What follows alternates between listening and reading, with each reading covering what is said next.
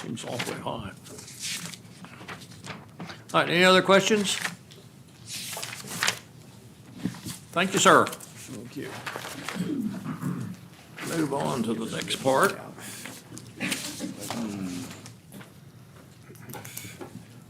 A5 is receive presentation from Police Department regarding the traffic stop data analysis report for calendar year 2022.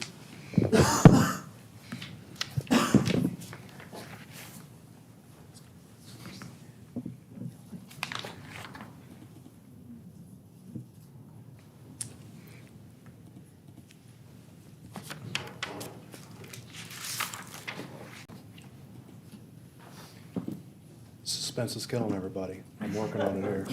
Good report. Thanks, Pete. I know it's going to be a good report. Well, get ready to be disappointed.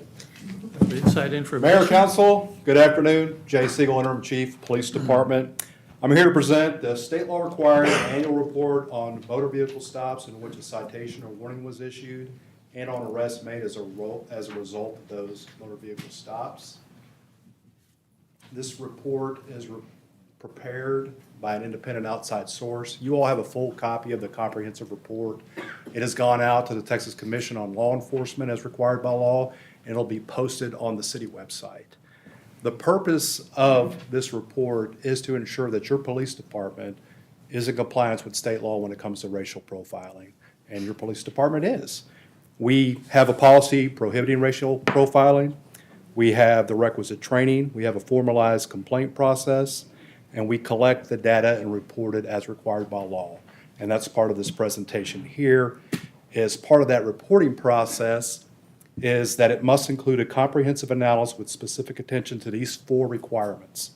And we're going to take each of these requirements one by one and using graphical representation. So here is our first slide.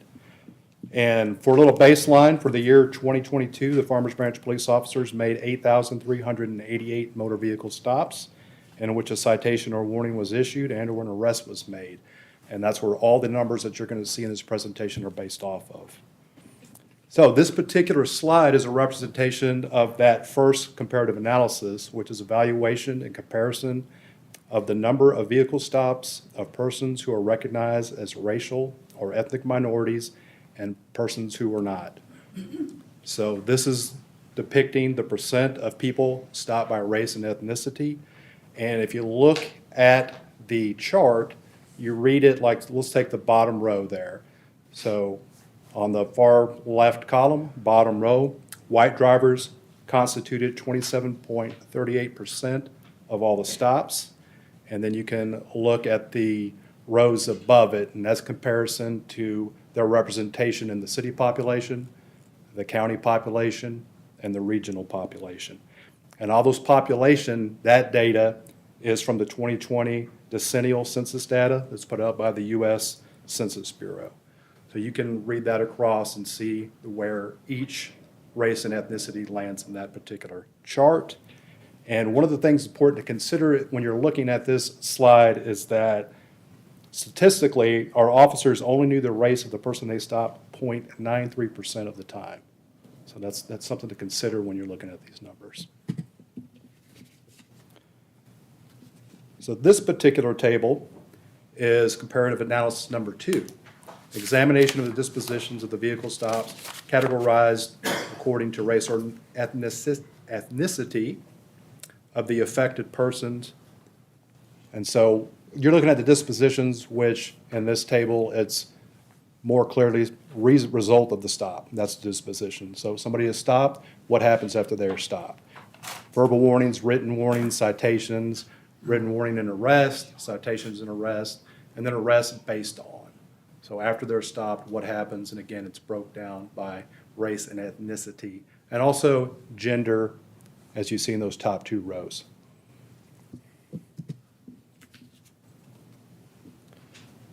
Okay, so this table is representing the comparative analysis number 3, evaluation and comparison of the number of searches resulting from the stops and whether contraband or other evidence was discovered. And again, broken down by race and ethnicity. Stopped, searched, what was the reason for the search, what was found, And then was there any discovery, did discovery of the contraband result from an arrest? Then this table is comparative analysis number 4. So information related to each complaint filed alleging an officer engaged in racial profiling. As you can see, for 2022, we had no complaints of a racial profiling based off of motor vehicle stop. So that's obviously excellent. And as the whole report says, the Farmers Branch Police Department is in full compliance with state law. And like I said earlier, we have formal policy prohibiting racial profiling. We have the requisite training. We have a formalized complaint process. And we collect and report the data in compliance with state law. And we're presenting it this way. And I am open for questions. Council, questions? We do a predominantly warning tickets. What's the record on, you go back there on the traffic stop, which, I don't have a problem with that. I think that's fine. We keep a record of that and we stop. What's the duration if we stop them again? Within what time frame? And Well, it's actually kept as long as the computer-aided dispatch system has it in the system, which it's logged in there, so somebody can look up, and that's a great question, actually, Mayor. So what happens is an officer stops a car, the dispatcher will automatically say, hey, that license plate has been stopped before, here are the previous dispositions on that. okay, So, all these tinted windows. How do we do this efficiently?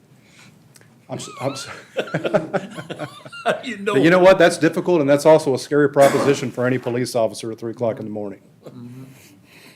Dave, you had a question? Yeah, I'd just like to point out, this is probably aimed at my 18-year-old daughter, that verbal warnings were not issued by the Farmers Branch Police, and I think that's a nice training note for young drivers and all drivers, actually. Let me take a minute to explain that. We actually had a question on that. It's a good question. So traditional verbal warnings, no. And the reason why is because of the state law regarding traffic stops. The state law says that we have to collect racial profiling data on a citation or a warning. So when it says warning, it doesn't say verbal or written, so that means any warning. So what happens is the Farmers Branch Police Department and other departments as well is back in the day, when you walk up and say, hey, don't do that again, and go back in your car and drive off, that doesn't happen anymore, right? So there's 2 types of written warnings. One is where you go there and you list everything that the violation was, and you print it out and you say, this is a warning, please don't do it again. Or you go up and say, please don't do it again, have a good day. But our officers must, by state law, collect all the racial profiling data. So what they do is they go back to the electronic ticket writer, they put all that information out, and before the driver leaves, are required to give a complaint process. So they tear that part out, hand it to the driver, and send them on the way. So then when the data gets extrapolated, it takes that as a written warning too. Understood. That makes sense. Thank you for the clarification. Teaching moment for all parties. Dan. All right, thank you. Jay, thank you very much. I think it's, if you go to the slide, I think it's before this one. It's quite remarkable. Nope, not that one. It's the slide 5, maybe? Yeah, there it is. If you look at the bottom line, out of almost 8,400 stops, there were only 4 where there was force used and some injury there, right? It's, to me, surprised. Maybe it's not such a low number. To me, it looks like a very low number. That tells me that there's a high level of compliance in our city, and it's great. But if I recall last year's report, this is the 2nd year in a row where there were no racial profiling complaints even made against our police department, which tells me that even those that are being pulled over know that you're doing the right thing and don't feel like that's a factor in that interaction. So very, very well done. Thank you. And thanks go to the women and men that do this day in, day out. Yep. So thank you for Yeah, saying that. Absolutely. Any other questions? Thank you, sir. Thank you. Okay, A6 is stuff, the city's council strategic planning sessions. Jabari, I can't find the arrow here. Can you in the folder though? Okay, I'm gonna let you take over. Okay.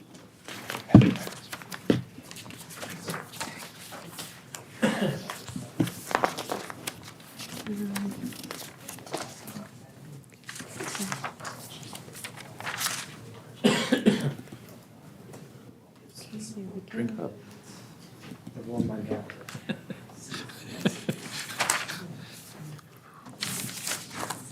Thank you, Mayor, Council. I am Jawaria Tareen, Chief of Staff, and before I take you to our presentation, let me share something.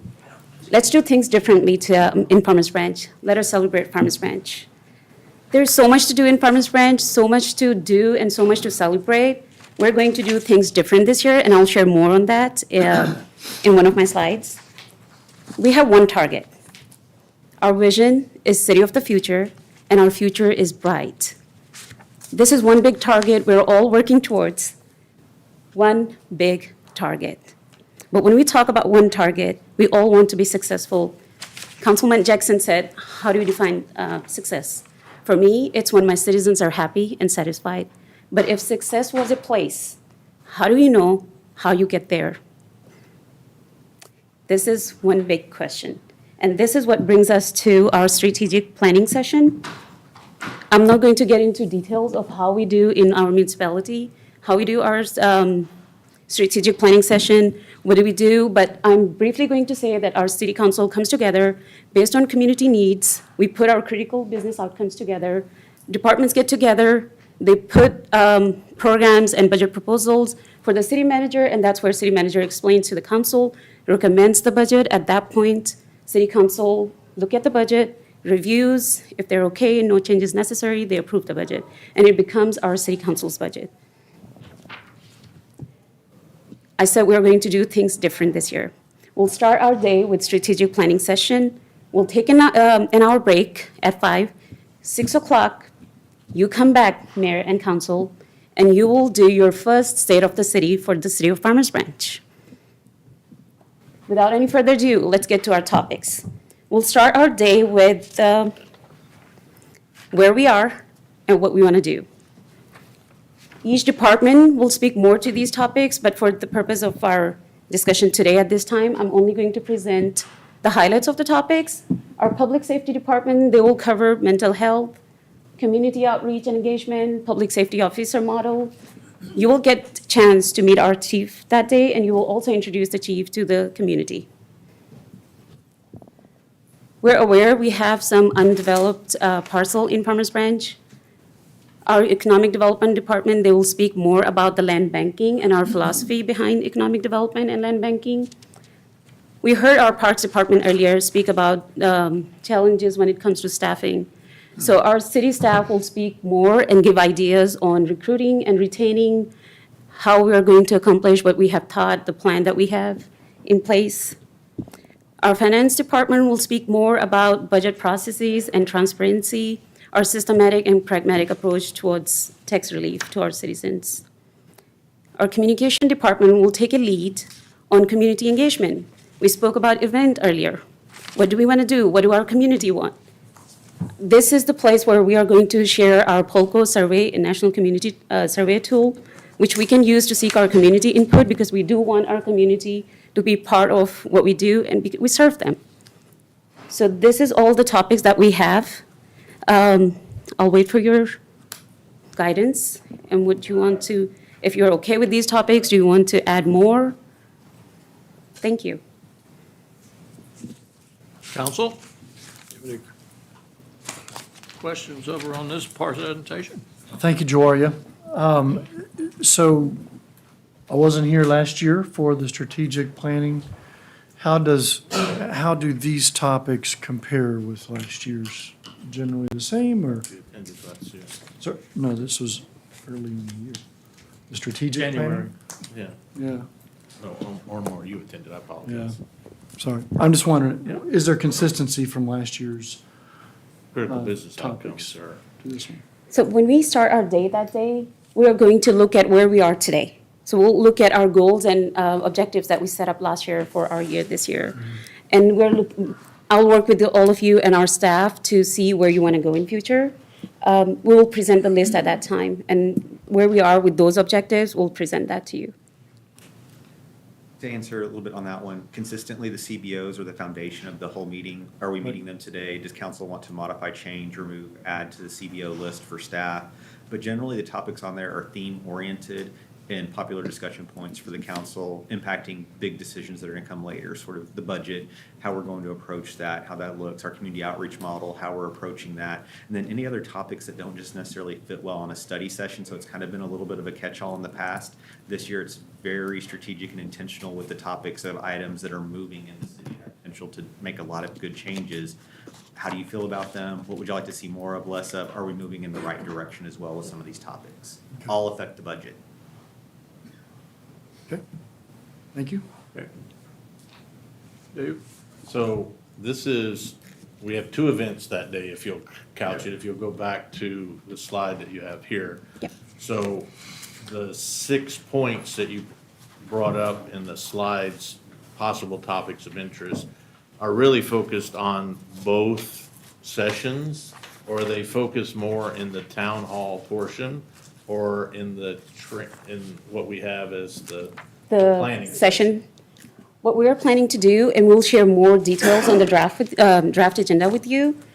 The staff will bring the topics and discuss with you, present their points where what city is proposing, and we'll seek your input, because what we have the list is based on our community needs and the discussion we have heard. Once we're done over there, we'll have some guidelines from you. We'll move into state of the city. And that's where you are our host, and you will be sharing those ideas with our community and whatever you decide that day. Very good. I think for me, one of the items that I didn't see on there that I'd like to make sure gets addressed, or two, I'd like to see a focus on neighborhoods and how we're gonna be improving those. And then also, I didn't see business development, which I think is an incredibly, well, I guess economic development is on there, so Yeah. that falls under there, so. But yeah, focusing in on neighborhoods and the needs in those neighborhoods. And again, departments will speak more on these topics, but I think our police department is going to cover community outreach and engagement, and where they are going to discuss also public safety officer. They will speak more about these topics. But I know this is one of the discussion that we had on public safety, and we were going to merge both our street traffic and our neighborhood safety. Yeah, that's where I was going with it. Yeah. Thank you. Okay. Any other questions, ever? No, thank you. Thank you. Thank you. We're looking forward to our session. Okay, A7 is discuss legislative platform for 2023 at the state legislature.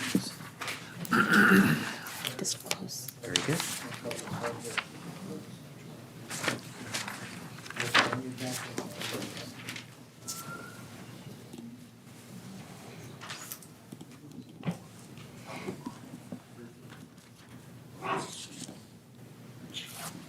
Mayor and Council, Ben Williamson, City Manager, talk to you about the 88th Texas Legislature and the priorities for the City of Farmers Branch. So it's going to start biennial process, and it starts on the second Tuesday and goes for 140 days. So it's going to end on May 29th. A lot of activity is going to happen in the first 60 days because that's when bills can be introduced relatively quickly. After that, the process gets a little bit trickier, a little bit more intense. So we have a good pulse in the first 60 days of what's happening. But historically, as you can see from here, of what's going to happen, 77,000 bills are going to be introduced. Of those, we're interested in the 30% that impact cities, including Farmers Branch, want those impacts to us as well. So looking through those, I try and provide updates to you all and reports on bills that could have impacts to Farmers Branch. Some we're going to follow very closely. The point of sale, point of distribution sales tax bill could be $1 million impacts to the city of Farmers Branch. So we're watching that one very closely, but we want to make sure we keep you all aware and have this platform identified that authorizes staff to engage with our representatives, our chambers, everybody involved that's making these decisions and lobbying to say these are the priorities for the city of Farmers Branch. And that's what this does today, is authorizes staff to advocate on behalf of the council for these priorities. And it's going to happen quick. Since the last time I built this for the last council meeting in 1 week, my new update has a lot more information on it. More bills are being filed every day, so it is moving very quickly. You see the chambers on here, in their contracts, advocating and lobbying on behalf of the cities is part of their contract with the city. They want to know our legislative priorities. So once the platform looks good to you all as council, it'll immediately move to our chambers so they can begin advocating on behalf of the cities and know what we're looking for as well. So this is a new slide I added with my legislative update that came in yesterday. I will send this report to you all as I always do with updates. This is just to give you an idea of the different bills that are moving through right now that are there. We're not going to read every single one of these, but it just shows different grouping of bills that could impact the city of Farmers Branch. Revenues, police, very few on public safety versus 2021, where a lot of bills had to do with the police department and public safety elements from the state legislature. Again, you're seeing all these, yes, the list got dramatically larger that I'll be sending to you all later on today, but I just want to give you an idea of what we're looking at with updates on there. And these run the gamut of anything you can think of as far as what's being introduced. So when you look at the principles and the balance of it, one thing we always look at, the core tenet here is you are closest to the residents that we serve versus the county versus the state. Because if you look at what a typical representative has, 194,000 constituents. A senator is going to have 940,000 constituents. You break it down in Farmers Branch, every individual representative on council has under 10,000 in most cases, with the mayor having the largest, above 40,000 representatives and residents that we serve. So the core principle is you all are closest to the residents. You know the city. You know what our residents' needs and wants are better than anyone in Austin does. And so that's part of the dividing line here as you look at priorities. In most cases, the city is going to oppose anything that limits your ability as the council to determine the future of the city of Farmers Branch. Does Austin know what's best for Farmers Branch? I would say no. And that's why we want to make sure that power rests with you all as the council. And the other part is we really generally oppose unfunded state and federal mandates. Again, that's taking away your financial authority to make decisions on behalf of the city of Farmers Branch. A great example of this is if it was our choice, there wouldn't be a pile of dirt on the south side of the city that the state just and their contractors can't move on our behalf. If it was the choice of the council here, I'm very assured that that would not be here today. And so that's part of why we want to make sure local control rests with you all. The term you constantly hear with this is local control. It's taking away your ability to control the city of Farmers Branch as the elected officials by our residents. So we start looking at how these pieces fit together and what we support versus we don't support. These are general themes. I don't want to go into every single bill because we would be here all day talking about it. We'll definitely follow the ones that have big impacts. The point of sale, point of distribution on sales tax, we are going to follow very closely, and we're going to go through that as well. But when it talks about publication of legal notices, when we're having a public hearing, when we're doing an election, when we're issuing debt, there's clauses in there that require us to use the local paper, and that's very costly and very expensive. So anything that lets us save money on our notices, and I would argue that the days of papers being the go-to for the news for our residents have long since passed. But again, we're tied into those requirements. We have to do that. We have to spend that money. Mass transit sales taxes, if there's an opportunity to be more flexible in that area, obviously we would love to see what that flexibility looks like, depending to see if it's a good fit for Farmers Branch. Building materials was in 2019. This is one that eroded the capability of the council to make determinations, for example, masonry requirements. So now if somebody wants to put in a tin building, for the most part, they can. So it eliminated a lot of our abilities to regulate growth. So we have to use a different tool, which Allison's team is masterful with, which is we incentivize you to please get to a certain aesthetic and please don't put a tin building up in Farmers Branch. But they've seen a fallout from that, so that's why you see this could be up for conversation as you go. Recognition of PAYGO as far as capital financing goes is that Farmers Branch is very good with our budget. We don't use a lot of debt. So there's not caps on debt side of the budget, but there are on the revenue side and operational side that's not debt aligned. So can we have more flexibility when considerations of the tax cap and the budget? Competitive bidding at 50,000 has been around for decades. So does it need to be at that same level? And it's the rules for the competitive bidding and the amount. It's expensive to go through all those processes, the publications, those different elements that go for it as well. So I want to make sure we're aware that anything that allows the city to function more like a business and more efficiently, council's still making the determinations on the big purchases, but can the stuff that can go easier and get you the decision-making opportunity faster? Absolutely. Of course, on the oppose, that's the sales tax origination definition. We definitely want to be careful of that one. When you look at sales tax or tax rate caps or restrictions, that one's kind of interesting because you look at the state, they have the ability, they have loose definitions on their expenditures, and what that is, it's tied to inflation and population growth, whereas there's firm lines in there for the cities. We want you as the council to have that determination. If the budget needs to decrease or the tax rate needs to decrease, what is the will of the council on that? Not instead, what is the will of Austin? And so that's where we're trying to make sure the power stays with you all.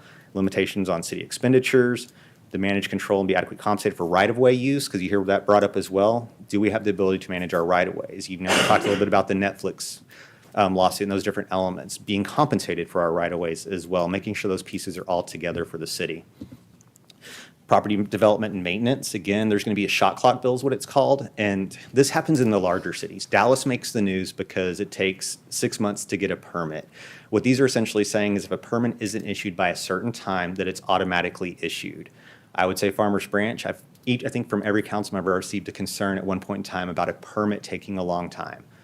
Every time that I can ever think of in history, when I get this to Danielle and her team and say, hey, what happened with this permit?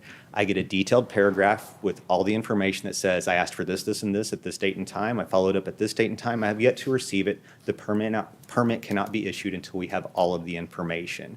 And that's been a theme that's been repeated over and over and over again. And so we want to make sure that we have all the information, but this tends to look at the big cities that are understaffed and just they have struggled to get permits out the door. It's a challenge. And so the state coming in erodes that local control because some permits shouldn't be issued, especially if they're not right or they're wrong or they don't fit the CZO of the city and those other elements. We want to make sure we're maintaining our power to issue permits. Economic Development Authority, that's Chapter 380 agreements. They're looking at curtailing some of those. We use them very well, very strategically and tactically to get the right businesses here under the right circumstances. We also put clawback provisions in our deals. It's not just here, come here, open door. No, we're going to make sure it protects our residents and what we do, but it allows you all to make those deals on behalf of the residents to bring the right businesses here under the right circumstances. And the final part is prohibiting the use of lobbying. So that's targeting TML. And what that is, as a smaller city, our voice is not that big, in all fairness, right? We need the cities, the bigger things. So TML, the Texas Municipal League, acts as our firm kind of to a degree. They lobby on behalf of the cities, what's best for the cities. The state's like, oh my gosh, we really don't want that noise coming here, but the state has lobbyists. And so it's kind of contradictory if you look at it from that lens. And so that's the other element of it is we work together. So on the adverse changes to sales tax origination definitions, that's one where you have a group of cities coming together saying, hey, we don't want this changed. And if it needs to be changed, there needs to be a very gradual change to it, not immediately ripping that revenue out of one city's hand and moving it somewhere else. Tried to go fast because it's a long day today. But basically what I'm looking for, council, is on legislation. Do you agree with the support and oppose? And our philosophy and principles, that would form our legislative platform. Looked back in history to see where we've done this in the past, what it would look like. 2019 was the last year we were very active in updates on the legislature and what they were doing. And that was because there were so many bills being introduced that could have affected our police department. And we want to be very aware of what that meant for our police department as well. So Mayor and Council, I will turn it over to you all. Thank you, Ben. Just one quick comment / question. I'm assuming that other cities are taking the same position on these proposals as we are, right? The only one that is split is the sales tax origination definitions. The cities are taking the side that benefits them. For us, we lose money, so we're against it. If we gained money, I would recommend being for it. But in this instance, I'm an advocate for Farmers Branch is what I would recommend. So this unfortunately does have a split on it. And there's several cities that have very strong benefits because of this. Round Rock has Dell, so they have funneled their sales through there. San Marcos has Home Depot or Best Buy, and then El Paso has Home Depot. So they route their sales, they made deals in there, and that's where you see the economic development deals being attacked a little bit as well, because some of those deals are very lucrative for those cities, but at the cost of, if you buy a Dell computer online today, that sales tax is going to Round Rock. And then a portion of that sales tax is then being routed back to Dell. And so there's balance to it. But for Farmers Branch, it's a big negative impact. And so my recommendation would be we want to keep it at point of sale. Okay, thank you. David? Ben, would you elaborate, as you did with me in one of our one-on-ones related to how you keep an eye on all of those legislative bills? The that are 7,000 ones that Yes. are moving through. think So I it's cannot, important- I think yes. it's important that you at least elaborate a little bit behind the curtain, how you've operated. Just spend a moment, if you would, on that. So this is almost a full-time position to just watch what's going on here. So we talked about TML and those other elements. They send us reports that say, hey, you may be interested in this information. But what I want is what's really detailed and focused for Farmers Branch so you can know what's going on out there. If you have questions, I can dive deeper and find out. So one of our contractors, Charles Cox, used to clerk in Austin back in the day. He's helping us as a contractor. Part of his duties are maintaining legislative updates. And so as we learn the process from him, this is something that'll eventually pass to the chief of staff for the next legislative session as we get into that rhythm, but making sure we have the right person in the right place. And some folks will have a legislative officer who this is all this person does is watch these bills and actually takes up residence in Austin for quite a bit during the process because they're there actively speaking. If we have to go down there and testify or speak on something, we will, especially if it's a big impact to the city of Farmers Branch, the biggest one being sales tax. Thank you very much for that.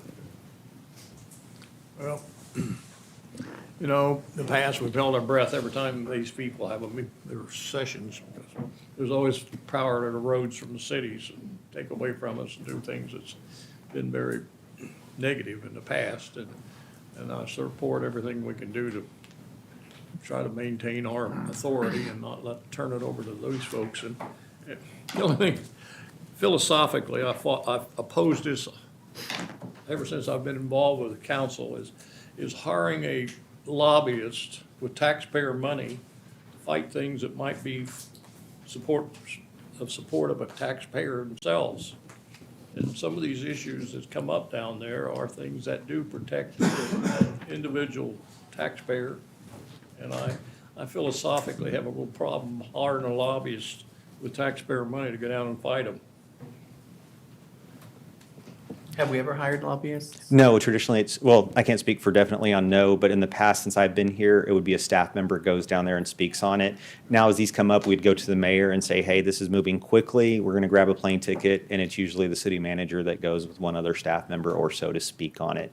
As a full-time lobbyist that I'm aware of, not during my tenure. Well, no, it's recent. But we used to have a lobbyist. He used to come talk to us and ask us our opinion about things and go down there and oppose it, so. But you know, we may not been doing that in the last 10 years, I don't know, but in the past we have. Yeah, I'm not aware of it recently, but again, it's just having that alignment so we can speak on it should it come up as well.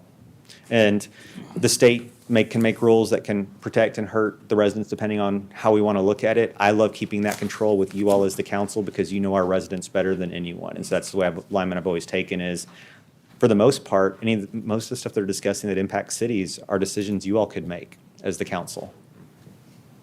Well, lots of stuff gets done down there at the last minute. It does. That nobody even hears about or anything, and all of a sudden you're affected by it because they figure out something to balance the budget or do that. So it needs to be kept a close eye on it. So. And that's what we're doing with this. That's making sure y'all are aware of where we're at. In the past couple of years, I discussed this several times with Charles Cox, and whether it made sense for a mayor or council person to go down there and everything. And he also told me we had not had, at least not in the last several years, someone doing the lobbying for us, but that he went and appeared and gave depositions and things like that. And he was actually able to change the outcome of it, because this was on the ag classification and the clawback provisions from it going from 5-year 7%. I'm probably mixing up the numbers a little bit. But we were an unintended consequence of that change. He went and spoke to the committee, and they delayed the implementation that allowed our West Side development to actually be full financial benefit to our residents when the clawback provision went forward, because it was about to be flipped out of agricultural. And so since he knew that, it benefited Farmers Branch given the direction from council. He went down there and had that conversation. It actually delayed that bill's implementation to the benefit of Farmers Branch for hundreds of thousands of dollars back into the city's budget. Right. So it's very effective. I mean, sometimes they just don't know the unintended consequences of some of these bills and how they impact each city. So we're very fortunate to have somebody watching it for us. Okay, anything else? Thanks, Ben. Are y'all comfortable with it as presented as far as our alignment? Yeah, I think we're on the right track. Perfect. I'm in Thank you. total agreement. Okay, 8 is to discuss perimeters of appointing board and commission applicants when a vacancy occurs. I present that, Stacy? Yes. Of course. It's a fun topic.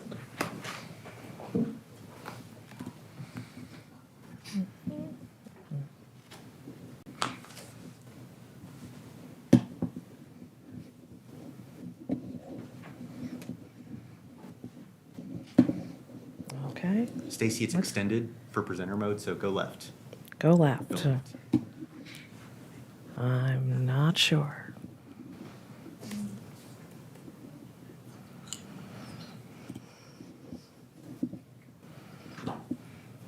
Jeff? This is yours. Mm-hmm. Yeah. Yeah. It's presenter mode. So you can see it here, but we need to put it up there. Oh, I'm not sure. Ben, you may need to, let me see, where's the mouse? Ben, what'd you do? Oh, there it is. You get it? Okay, here we go. To the top? Here? No, here. And then slideshow. There. Perfect. Okay, there you go. Sorry about that. Good afternoon, Mayor and Council. We're almost to the end. Stacy Henderson, City Secretary. I'm here today to discuss, oops, are we on the right side? No. Creating some guidelines for filling board vacancies. They seem to be occurring every few months that are coming before council. We have current guidelines in place for our annual appointment that occurs in June, but we don't have any in place currently for when we have vacancies that occur. So some of the things that we do when a vacancy occurs is that we advertise, city website, branch bulletin, social media. Something we just did a few weeks ago with the communications assistants, we created a new brochure. And we worked with the communications department at the Farmers Branch schools. And we put that brochure out to all the parents within the Farmers Branch schools. So we just did that. And I have a few applications this week, so that's exciting. We open up the applications on the website. Typically when the board is full, that application is closed. But we'll open that up.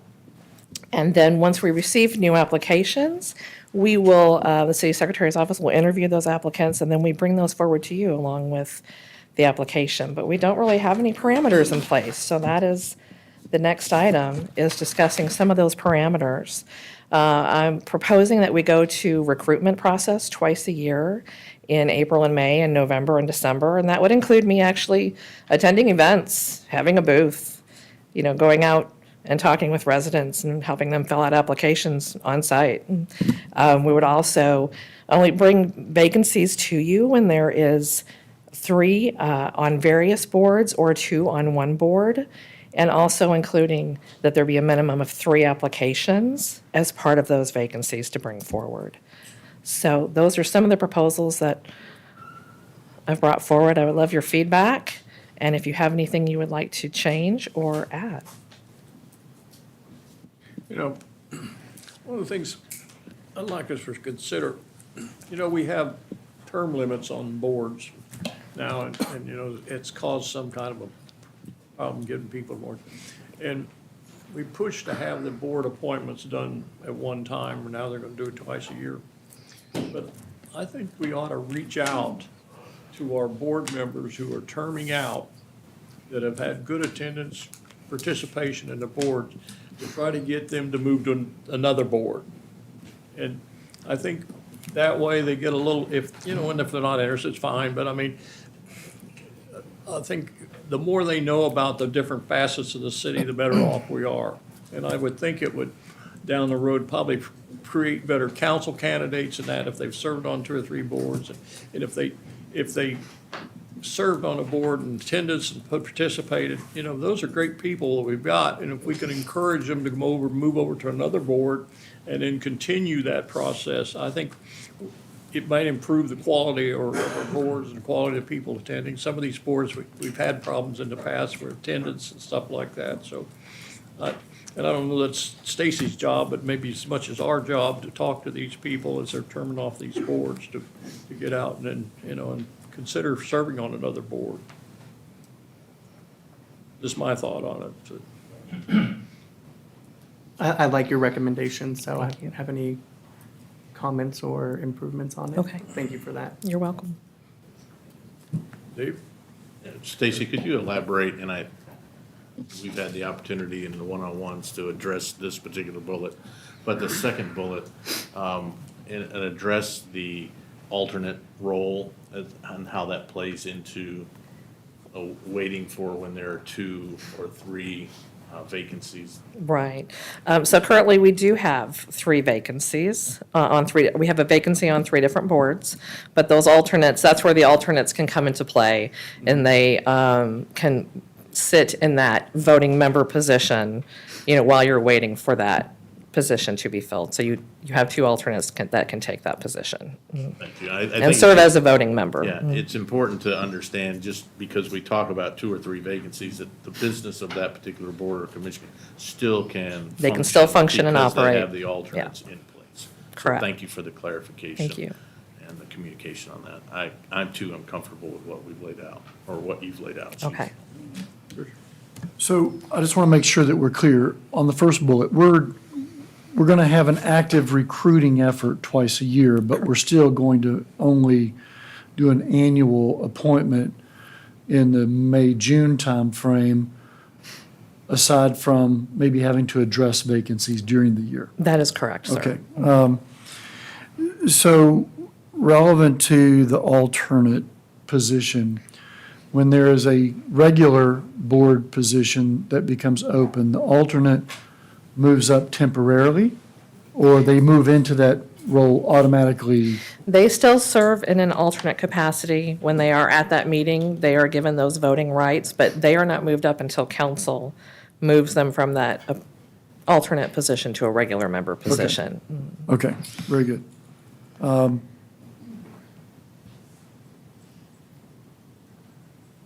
And we didn't have a minimum 3 application requirement before. That is correct. That This is is new. Yes. So that we can try to have a variety of Correct. skill sets, experiences, and such to choose from in the Correct. appointment of a new. Yes, sir. Okay, very good. I like that Okay. a lot. To Thank you very much. You're snap welcome. effort into that to recruit. Any others?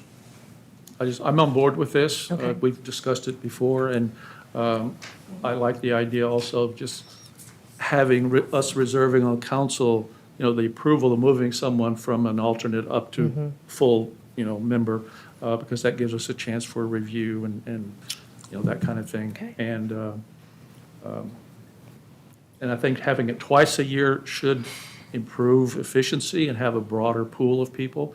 Because again, lots of new folks are moving here, and I know several people have said to me, well, I want to serve one day, and it's not when they retire, but like maybe next year. And so, so I think we all can just reach out to people and, that we can have fresh blood coming in and new ideas Yeah, I on would all the love to. different boards and commissions as Yeah. well. I would love to build that database of applicants to choose from. Okay. Thank you, Stacy. Thank you. Okay.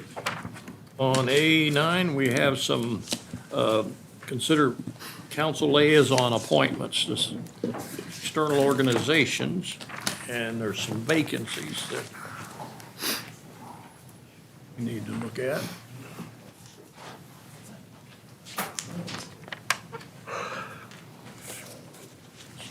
Stacy informed me that one of them was not actually basically, I guess, the MetroCrest Services doesn't have, Omar, you're the liaison to that, right? So there's not, that's filled. And,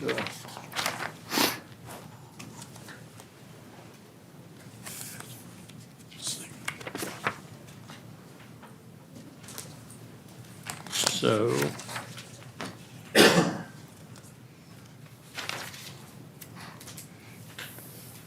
Texas Municipal League, Dallas County Health Advisory Committee.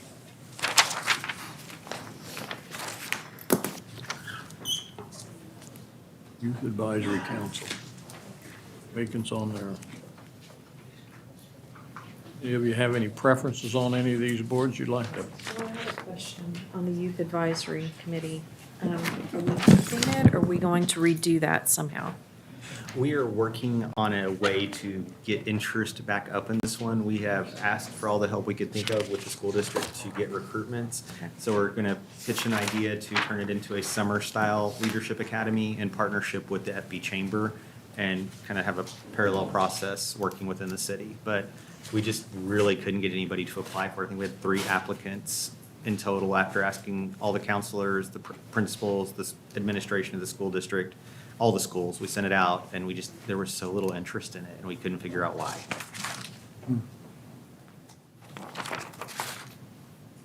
Yeah. Mayor, I have interest in the Texas Municipal League vacancy. I don't know if any of my fellow council members do as well, but Okay. All you comfortable with that? David, do you have any boards you'd like to serve on? I'm double checking, so. Tracy, there's a wide open field there for you. The Metrocrest Hospital Authority, do we actually need a person on there anymore? It's hard to say. They don't have anything but a couple office buildings medical office buildings anymore. We can definitely look into seeing if there's a need to have an appointment on that one. Yeah, I I don't, think the biggest one would be, I don't know, I served on that for years, and then they sold all the provider facilities. Dallas County Public Health Advisory Committee. Yeah. It's got, We've got two on the travel expense. I don't, have anybody turned in a travel expense? I think I saw one from the Germany trip last year. yeah. That's it. Yeah. Yeah. So, Moving forward, there will be an emphasis from staff to encourage like going to TML and some other events, council and staff together with those, because it's great to network with other councils from across the state. Pick Right. up some great ideas and great just exchange of information. COVID put the kibosh on much of that travel. We'll do the David, do you need any help the on Dallas youth County advisory Public from Health. council? Well, Dallas County Public Health. I think Ben's already touched on that. I'm not sure if Tracy was involved in that. I'd certainly welcome some assistance once we get some more definition around it. Yes. But I'm certain that we can make that fly with this one. Okay. But I'm not going to dissuade anyone if they're interested. All right, so there's this, anything else any of you want The Dallas County Public Health Advisory Committee. would you like to do that? That makes sense. Okay. I think you have some experience to offer. I think I can probably throw a little in there. Yeah. All right. With So- those changes. Do we need 4 on the travel expense? Is that a requirement? I don't know if it's a requirement, but we can find out if we need 4. Stacy, do you know off the top of your head if the expense review requires 4? Okay. We set that up one time, and I don't remember what, it wasn't even required when we did it before. That's been years ago, maybe they've changed the laws. All right, that all for that? Did we solve Metrocrest Hospital? They requested not to have 2. Metrocrest Hospital. Oh, Metrocrest Hospital. We have a vacancy there. I will say that the representative did reach out to me and ask who the new liaison would be, so there is an interest there. Okay. Okay, I'll do it. You twisted her arm very well from far away. Yeah. Probably go up there and have lunch with them. Yes. Thank you. You're welcome. MetroCrest say why they didn't want to. It's out of their typical alignment with one per city, and they just want to see, over influence from one city versus the others. And so they said typically it's one if at all possible. That was their request, but again, we can always request more if we like. How long have we had 3 on there? We have Joria, there's a vacancy in Omar, right? We're talking about Metrocrest Social Services? On that one, yes. So this was the first time we've ever had 2 from the council. You always have a staff liaison on there. Yeah. Juaria manages the On one contract, so council. that's why I put Juaria there as the staff liaison. Okay. But I believe Omar and Tracy both expressed an interest in it when we had the appointments the last time, and Oh, I recall that. Yeah, okay. That's right. That's right. it made it, they were willing to give us 2 to keep us going forward. Sure. Okay. So we're gonna remove 1. That's the plan right now. All right. Okay. Anything else? All right, let's move on to A10 and discuss future agenda items. Anybody got some future agenda items they'd like to talk about? I have one, Mayor. Yes. I think it was at least 9 months ago, if maybe not a little bit longer, we had a presentation. I guess it was a combination of economic development and the developers out at the boardwalk on the west side. And that involves, the restaurants and hiking, biking trail and inside and outside seating, and also the, help me, what was it? Richard Rawlings with the special events and everything. Yeah, Gas Monkey, yeah. And I'd like to have an update on that because Okay. I believe they were supposed to come online this year. And I haven't been out there this year, but last time I was out there, looks like the buildings and things are all complete. And I was told by John Land several months ago that the restaurant on the end, and I don't want to mention the name, was supposed to open last year. So I'd kind of like an update on where we are there. All right, That's a good. big prestige project for the city Okay. and for the people out on the west side especially. Anything you want to put on the future agenda? Richard? David? Not at this time. I think we have a lot going with the, Understatement. You aren't interested in extending the meetings? Okay, well, I guess that concludes our list of items on the study session. And thank you all, and